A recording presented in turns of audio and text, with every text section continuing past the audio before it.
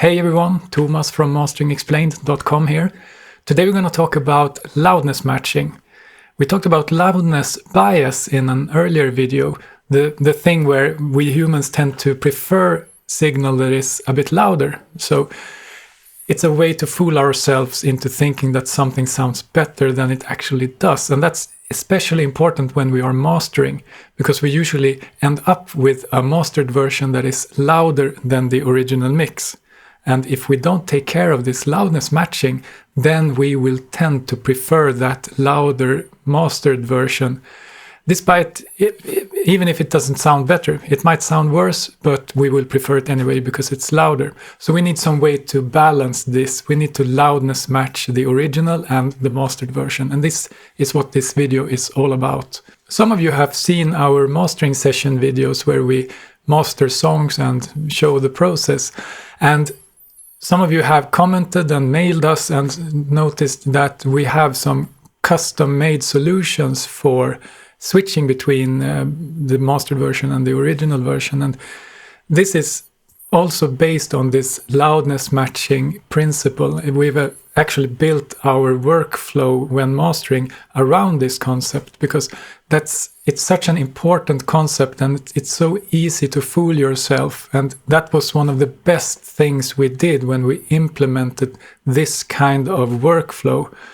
And there are lots of details when it comes to getting a good working mastering workflow, and doing loudness matching in a proper way that is repeatable, that is predictable, and that is usable for lots and lots of projects, and that you can sort of lean into and be dependent on. That is something that it doesn't happen all by itself. You need to think about it, and you need to develop a method of doing it. And we have thought a lot about this and developed our workflow, and that is something I will talk about in this video. And it's a deceptively simple concept, but when you look into it and start to dig into it, you will see that there are lots of details to take care of in order to make this work as good as possible. So this video will be split into two parts. In the first part, we will look at some common plugins that are available that you can go and buy, and look at the workflow that is associated with those kinds of plugins and use them in the intended way and just see how that works and try to get a grip on that. So the first part will be fairly simple. It will be fairly straightforward. It's more or less reading the manual and try to figure out how things work. And then in the second part of the video, we will go more advanced. We will dive deep into the concept of loudness matching and see if we can use these plugins in ways that they maybe weren't intended to be used, but we can get some really good and interesting results and get a workflow that is very, very usable in a mastering context. So it's very, very similar to the concepts that we are using when we are mastering using our custom plugins. See if we can use these standard plugins, these available plugins, to create such a workflow and such an environment. And in the end, I will also show you how one of those plugins can be modified in order to work pretty much perfectly well. So stick around to the end if you're interested. If you want the basics, you have part 1. And if you want the full picture, the whole story, then you can watch the video until the end. It's a long video, so we assume that many people will drop out after part 1, but that's okay. That's the important part. And the second part is for those of you who really wants to dive deep into the details of all of this. And we know that this is something that is interesting for many of you, because we have received comments and we have received emails and we have had discussions about this subject of loudness matching and the mastering workflow and the mindset that surrounds this. And it's this thing of loudness matching, it's such a powerful and important concept that if you get this right, if you understand it and if you can implement it in your workflow, have an automated solution that will take care of this for you, then you will be way ahead of the game when it comes to producing great sounding masters, because you have removed the one thing that is most likely to fool you when you are working. Now it's removed. You will hear exactly how your masters sound compared to the original mix. You will hear exactly what kind of improvements you are making. You will also hear what things you are making worse within the mix. So you will get a full picture of what is happening to the mix when I'm mastering. And there are lots and lots of things to be said about the mastering workflow and how to improve that and get something that works all the time. And we've had some inquiries about doing some consultation regarding these subjects. And we're thinking about maybe we should do some webinars or questions and answers just to see what kind of questions there are out there. Let us know if you're interested in that, by the way. You can write a comment. And so it's a very important concept, and it's something that should be very important for you as well if you're interested in learning mastering, or if you're interested in improving your skills as a mastering engineer. This is such an important concept. So I hope you will enjoy this video. It's very deep and it's very long, and it goes into the details of loudness matching and some mastering workflow aspects of this. And I hope it will solve some of your problems and maybe answer some of your questions. So let's go. Okay, so we're gonna talk about loudness matching. And in this video, I will mainly talk about how to loudness match while you are mastering a track. The goal here is to be able to listen to your original mix and your mastered version using loudness matching, so that you can hear the mastered version and the original mix at the same loudness. That's what we are trying to achieve here. Okay, so let's say I'm about to master this track and I want to use some processing. I want to use an equalizer and a limiter. So what I can do is that I can add an equalizer and a limiter to the track that I'm working with and do the tweaks that I want to do. For example, like this, and add a bit of gain in the limiter. So let's say that this is the processing that I want to do. So if I want to listen to the original mix now without processing, then I can disable the plugin chain on this track, like this.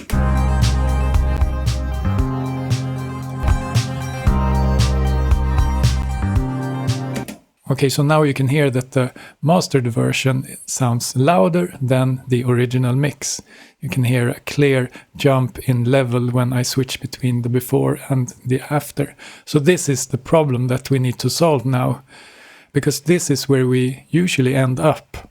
We have an original mix that is quieter than the final master. Okay? And luckily for us, there are several solutions to this available. And in this video, we're going to look at 3 of them. We're going to look at Gain Match from Leti Mix. We're going to look at ABLM from TB Pro Audio. And also the AB level matching control from TB Pro Audio, the same company who does this plugin. This is a free plugin that works in Reaper only, but it might be interesting for those of you who work in Reaper. So we're going to look at these 3. And the thing is that there is a correct way to use these plugins, and then there's also an alternative way of using these plugins that I think is much better. And we're going to have a look at both of those ways, but we'll start with the standard way of using them, the recommended way. And here I should also mention that there is another plugin called Perception from Meter Plugs. Ian Shepherd has created this plugin, and it's also in the same vein as the other 3. The problem with this was that I couldn't find a demo version, so I decided to not include it in this video. But as far as I can see, it has the same basic functionality as the other 3 that we are going to look at. And it has some other features as well, so this might also be an option if you're looking for a loudness matching plugin. So we will start by looking at the Gain Match plugin. So the way this works is that we need 2 instances of the Gain Match plugin. One that we put first in the processing chain before our mastering plugins, and then one that we put last in the chain after all the processing. And the first plugin should be set to be before, and the last plugin should be set to after. So now we have a before plugin and we have an after plugin. And on the after plugin, we can press the auto button. This will auto adjust the gain when we are listening so that we can constantly match the loudness between the before and the after. And we can switch between the before and after by pressing this button, listen before. So this will let us bypass the whole processing chain while also adjusting the gain so that we can hear the before and after at the same loudness. Let's have a listen. So this is the after signal, the processed signal. And then I press this button to listen to the bypassed version.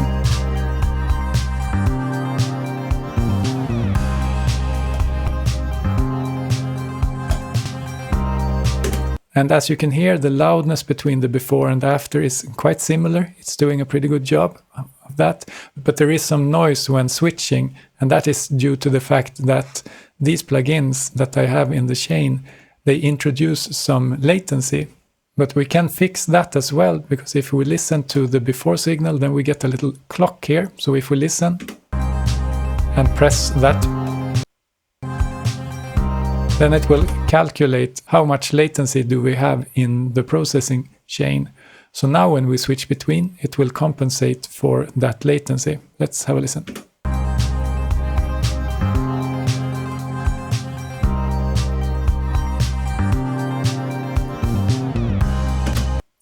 Okay, so now we can hear before and after, and its loudness matched. So it will sound approximately at the same loudness. So if I take this and change the loudness of the master,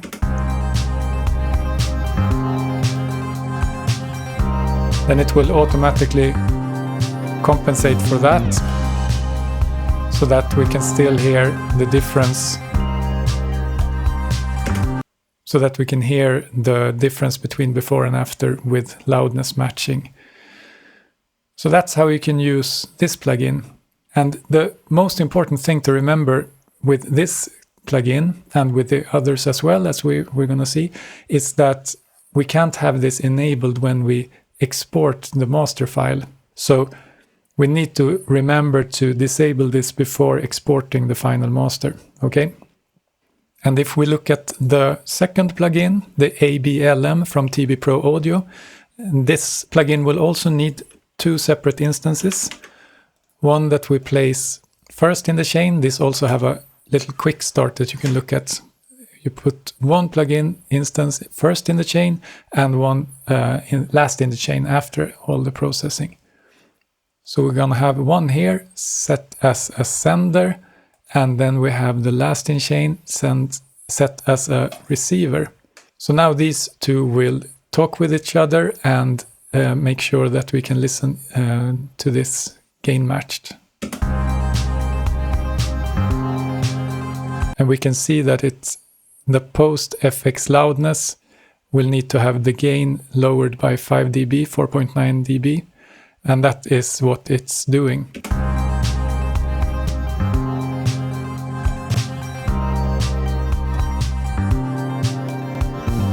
And as you can probably hear, we have that latency thing going here as well, and we can automatically compensate for that using this button that will automatically measure the latency in the processing chain.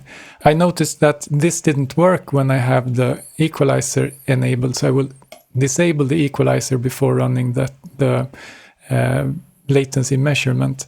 And note that when you are disabling the equalizer, you shouldn't use the bypass in the DAW, because that will also remove the latency. So use the bypass that is within the plugin. That will usually keep the latency. So let's try it. And it does that when I press play sometimes. It will do some crazy things with the loudness. Okay. Okay, so it found the latency here as well. And then I can enable the equalizer again.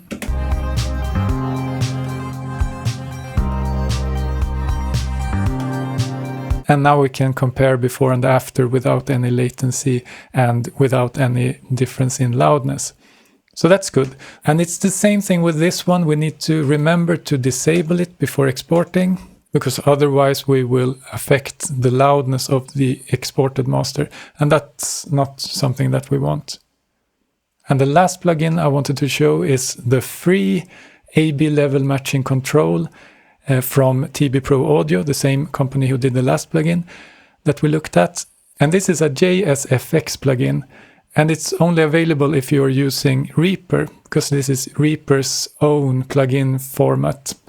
And it's free to download from TB Pro Audio's website. I will put the links in the description to all of these plugins, so you can check them out yourself. But it has pretty much the same functionality as the other two. And the way to use this is to first add the source plugin. There are two different plugins for using this. It's a source plugin and it's the control plugin, just as with the other two plugins. And then you need to increase the RMS window, because it's set to 300 milliseconds as default, but that's way too short. So we need to have it at about 2500 milliseconds. And the ETUR, etc. here is the name for the LUFS standard that is used pretty much everywhere for loudness measurement. So make sure to enable that, and then you're pretty much good to go. So now you can press the post FX button here in the GUI, and you can switch between the before and after.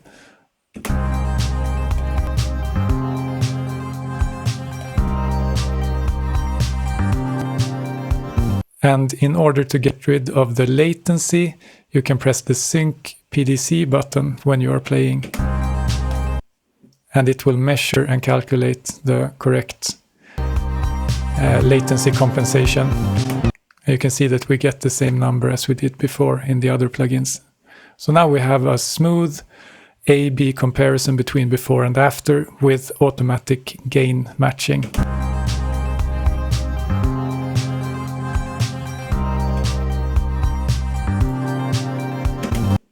Okay, so that's very useful.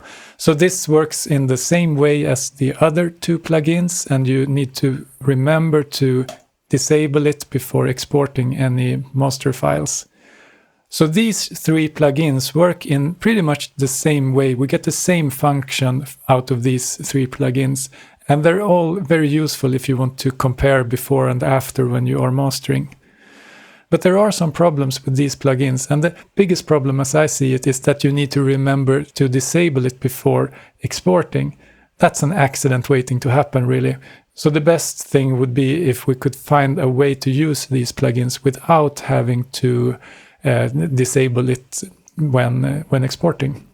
The other big problem with this plugin, and with the other two as well, is that it is constantly adjusting the gain of the after signal to match the loudness of the before signal. So if we play this, for example, we can see that it's constantly adjusting the gain of the after signal in order to match the loudness of the before signal. So the before signal is always static at the same level, and then when we switch to the after signal, it will be constantly adjusted to match the loudness of the before signal. And in my opinion, this messes with my workflow, because I would rather have it the other way around, that the after signal would be static in level, that would be held constant, and then it would adjust the loudness of the before signal instead when we switched to that for listening. But if we can live with these problems, then these three plugins are great for doing these level matched comparisons between before and after. Really good plugins. But there is actually a way to use these plugins that will solve both of these problems, and that's what we're going to have a look at now. So now we're going to take a step away from the intended use of these plugins and see if we can use them in another way that will better suit the workflow that I am proposing now. And this will be a bit more advanced. We're going to use some more advanced routing in Reaper. It might be possible to do this in other DAWs as well, but I know that in Reaper you can route signals very freely, so I'm not sure that this is possible to do in other DAWs, but maybe you will find a way to do it anyways. But in any case, you can always use these plugins as I described in the first part of this video. But now I'm going to show you how you can do this in a slightly better way. And first I'm going to show you how to use these 3 plugins to do this trick. And then I will show you a simpler way to do it by using a modified version of this plugin. And that will only work in Reaper, unfortunately. But if you're working in Reaper, you will probably find that method quite interesting. We will get to that in a while. But first, let's have a look at how we can solve these problems that we had with the first method that we used in part 1 of this video. And the first problem we need to solve is that we shouldn't really have to disable any plugins before rendering the mastered files, because that's so easy to forget. So we need to find a solution where we just can leave the plugins as they are and not think about them, just use them when we need to. And the other problem was that by using the plugins in the default way, they would adjust the level of the mastered version instead of adjusting the level of the original version. So the best solution, as I see it, would be if we could keep the mastered version, the after signal, the post FX signal, if we could keep that signal at a constant level, we have that at a static level, and then let the plugin automatically adjust the loudness of the original version instead of the pre-FX version, of the before version. That's going a bit deeper into mastering workflow, but in general, it's good to have a predictable and consistent output level from your DAW. So these are the 2 problems that we are going to try to solve. And the way we're going to solve them is by using the monitoring effect chain in Reaper, because Reaper has a separate effect chain, a plugin chain, that will only be applied on what's going out to the monitors. So it will not end up in any renders. When you do a render from Reaper, it will not end up there. It will only affect what you hear coming out of Reaper when you are working. So we're going to use the monitoring chain. And we are also going to switch place between the before and after signal. So we're going to trick the plugin into thinking that the mastered signal is in fact the before signal, and that the before signal is actually the post signal. Because all these plugins are adjusting the level of the after signal. And if we can switch places between the before and after signal, then we can trick the plugin into keeping the after signal, the mastered signal, at a constant level, and instead adjust the loudness of the before signal. So let's have a look at how we do this. So first of all, we need to access the monitoring chain, and you can find this under View, Monitoring Effects. Then we will open up the monitoring effect chain, and this is empty right now, so we can add some stuff. And let's do this first by using this ABLM plugin from TV Pro Audio. And this is where things get a bit more advanced, because now we need to have both the send plugin and we need to have the receiver plugin in the same signal path. And I've tried several solutions to this, but I've come to the conclusion that you need to have both the sender and the receiver within the same plugin chain. So we need to have both of these within the monitoring effect chain. So what we need to do is we need to route both the before signal and the after signal into the monitoring chain in some way. And in Reaper, this is fairly easy to do, because each plugin has a plugin pin connector window. And the way to look at this is that here we have the signal coming into the plugin, and this is the inputs of the plugin. So in this case, we have routed the first channel to the first input of the plugin, and then the second channel is routed to the second input of the plugin.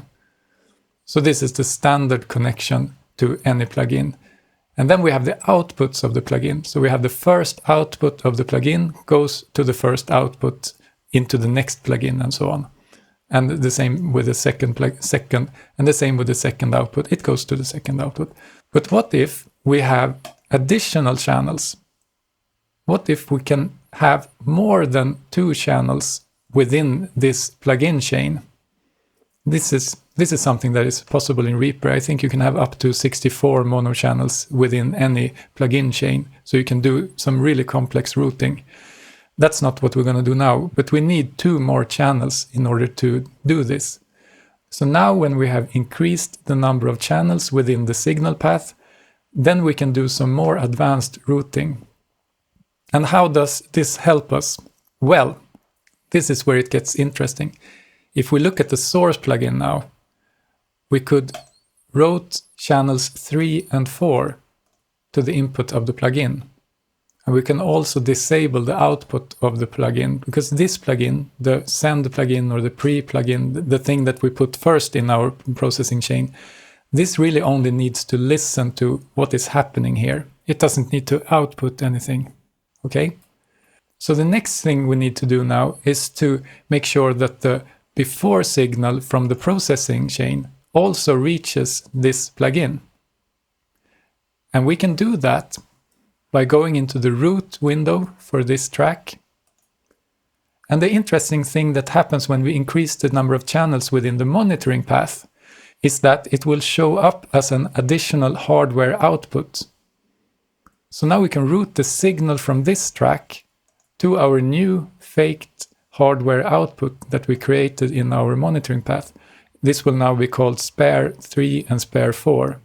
So if we add a new hardware output and route it to 3 and 4, this will now make the output of this track go into this plugin.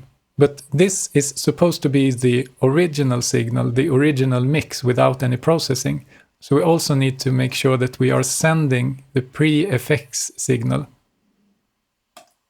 because we had some processing on this track, and by selecting pre-effects here, we will send the signal before that processing into channel 3 and 4 in the monitoring chain. I hope you're with me on this, because if we press play now, then we will actually get the original signal sent to the pre-plugin, to the send plugin, and the mastered signal to the master plugins. So this will work. This actually works. So now we can switch between before and after, and it's level matched, and it just works like magic. And also, this will be latency compensated automatically, because that's what Reaper does. Reaper has automatic delay compensation or latency compensation. So we won't need to mess with this, because Reaper will make sure that each signal will arrive at the correct time to the monitoring effect chain. So everything will just work. Okay? So this solution is now completely within the monitoring chain, so we can do whatever we want here and export files and do whatever we want without being affected of what is happening in the monitoring chain. So that's really good. But we still have everything connected in the proper way. We have the before signal going to the before plugin, and we have the after signal going to the after plugin. And this will make the after signal being constantly adjusted to match the gain of the original signal. But since we want the after signal to be at a constant level, then we need to change this as well. And that's very easy to do now, because now both of these plugins have access to both the mastered signal and the original mix. So we can simply pretend that the original signal is the after signal. So we send that to the main plugin, and the before plugin here will receive the mastered signal instead. So we have switched places between the master and the original. Okay? So now when we press play, we will hear the before signal, even though this indicates that we are listening to the post signal. We will actually hear the before signal. And when we press it, we will hear the mastered signal. So when this indicates that we are listening to the pre-signal, then we are actually listening to the mastered signal. So in order to hear the original mix, we will press this and it will indicate that we are listening to the post signal, but we are in fact listening to the original. So this is the other way around, and that's a bit confusing, but that's the price we have to pay for using the plugin in a not intended way. But we get the correct functionality by doing it this way, so I think we will have to live with it. But we also see that since we are keeping the mastered signal at a constant level and adjust the original signal, which is much quieter than the mastered signal, then the plugin will need to increase the level of the original signal, and that will push the original signal into clipping. And in this case, it's clipping quite badly.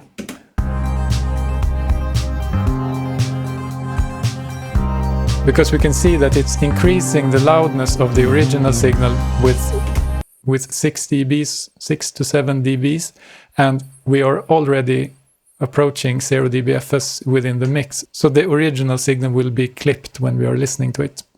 And that's no good, because we can't actually compare the mastered version with a clipped version of the original mix. We need to hear the clean original mix in order to compare this correctly. And to solve this, we're going to take advantage of the fact that internally Reaper is using 64-bit floating point for the whole signal chain, all the way up until it sends the signal out to the audio interface. And you don't need to understand how it works in the technical sense, but what it means is that we have an enormous amount of available headroom above 0 dBFS within a 64-bit floating point signal. So even if it appears as if this original signal is clipping, but this signal is not clipping internally within Reaper. It's only clipping because we are pushing it into the audio interface. That's where the clipping happens. So the simple solution to this is actually to add another plugin, and I will show you here. If we add a plugin to adjust the gain, I will just use the stock EQ in Reaper and remove all the bands, so I'm not using the equalizer part. I'm just interested in the gain part here. If I decrease the gain here, let's say I put it at minus 10 dBs, then we are decreasing the output level from Reaper with 10 dBs. So everything that goes to the audio interface and to your monitoring system is lowered by 10 dBs. So we have bought ourselves 10 dBs of headroom above 0 dBFS that we can use for compensating the loudness of the original track compared to the master. And this might seem a bit complicated, I know that, I realize that, but it's a set and forget kind of thing actually. The thing that happens is that the signal going to your monitors will be 10 dBs quieter, so you will need to increase the loudness in your monitoring by 10 dBs, but it's a constant 10 dB shift. So it's a thing that you do one time and then you adjust to that. So now, when we listen to the before and after, it will be 10 dBs quieter, but there is plenty of headroom to get a clean output from the gain compensate, from the loudness matched original signal. So now we can listen to the mastered version and we can listen to the original version by clicking this button. Everything is time aligned, everything is loudness matched, and everything just works. Okay, so this is a very good solution to our problems. And you can do this trick using this plugin, or you can do it by using the gain match plugin from Lettimix. You just need to route the mastered signal to the pre plugin, to the before plugin, and you route the original signal to the after plugin. And then it will just work. Okay? And then you of course need to decrease the output level in order to create the headroom for the compensated original mix, which usually is quieter than the master, and we need to have some headroom to be able to increase the loudness of that one. But the way I would work with this now is to have this plugin on the screen, and then I can do whatever I want to do here. Maybe I want to do like this. And then when I want to hear the original, I can just press the button and I will hear the original signal without any processing. And it's always gain compensate, it's always loudness matched.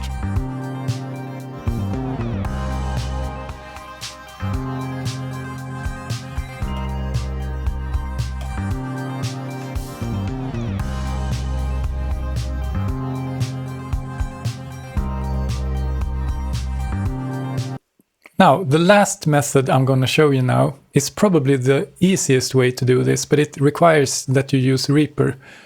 Let me show you.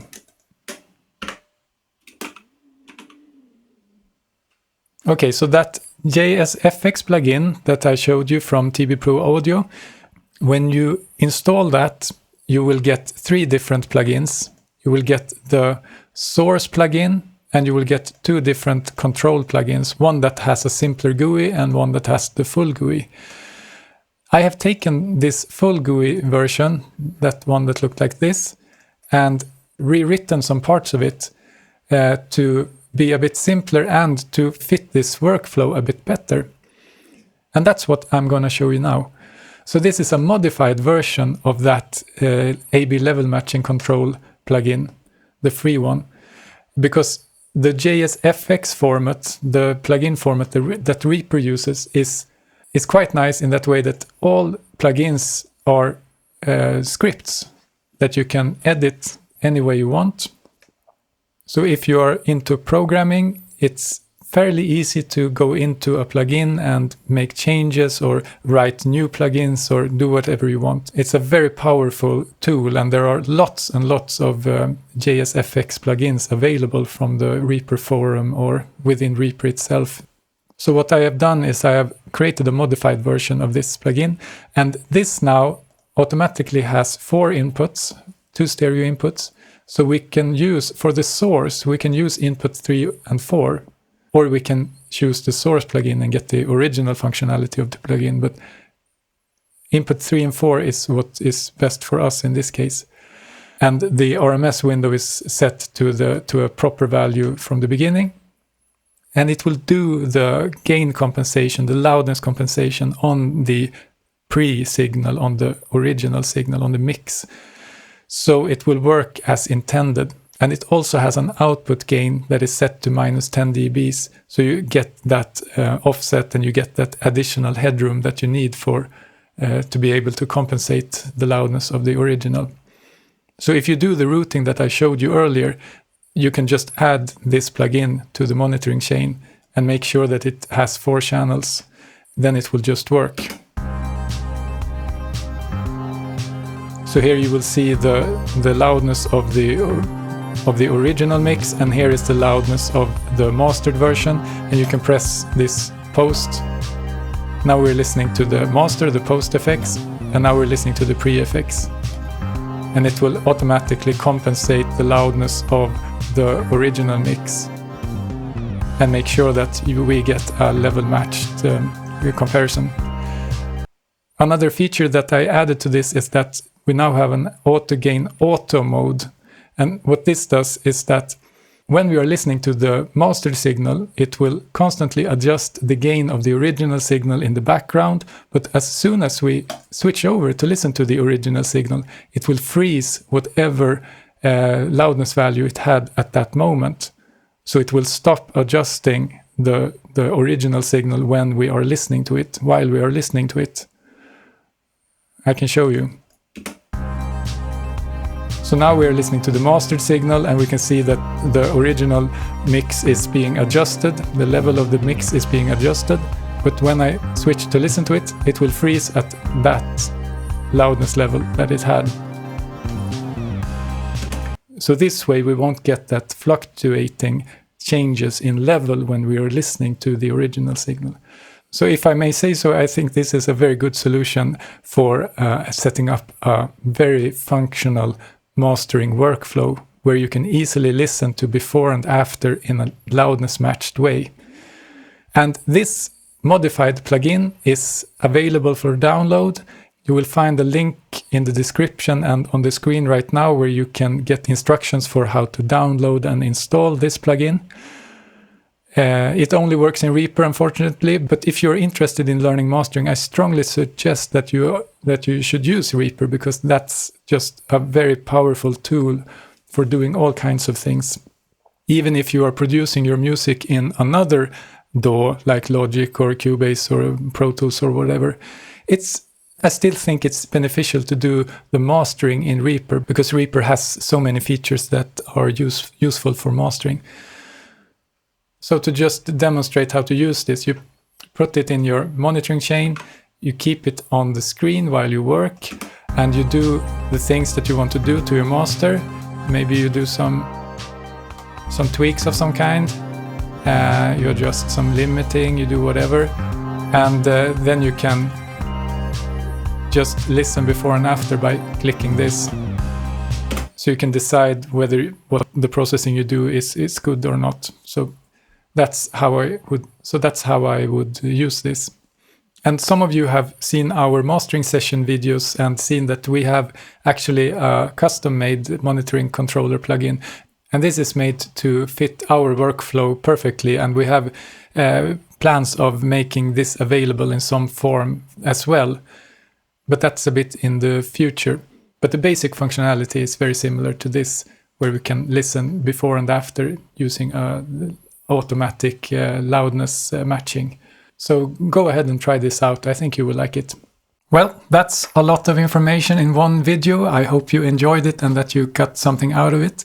You will find all the links in the description below to the various plugins that I mentioned, and also to the custom plugin that I mentioned in the end. So that's all for now. Thank you so much for watching. Remember to like the video if you enjoyed it, and hit the subscribe button if you want to see more videos from us. So thank you so much for watching, and I'll see you next time.